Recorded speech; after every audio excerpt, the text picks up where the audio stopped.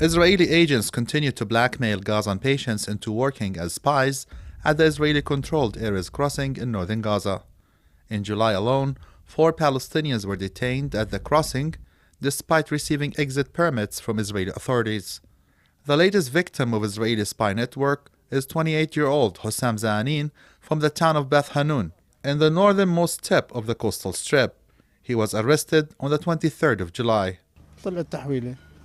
My son received a permit to leave Gaza through the Erez crossing with his mother. Later that day, we received a call from an Israeli intelligence officer telling us that my son was arrested. My wife returned home later in the evening without her son. My son refused to cooperate with them, and that is why he got arrested despite of his illness. Israeli inhumane practices not only hurt the patients, but they also traumatize their families. The wives and children of victims are the most affected.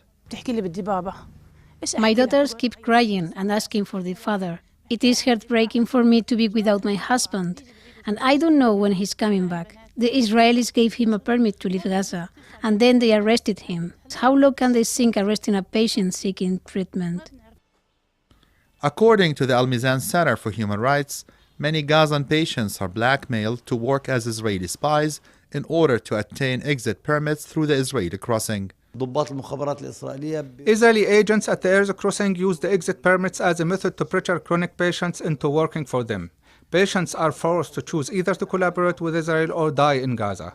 Under the Fourth Geneva Convention and several international humanitarian laws, these Israeli practices are illegal and violate the right of freedom of movement. Israel, as an occupying power, is also obliged under international law to provide health services to populations under its occupation. Israeli forces withdrew from the Gaza Strip in 2005, but Tel Aviv still imposes a tight sea, air, and land blockade on the people of Gaza. With the international apathy towards the plight of Palestinians, many here feel that they will continue to suffer amid Israel's inhumane blockade of the impoverished coastal strip. Ashraf Shannon, Press TV Gaza.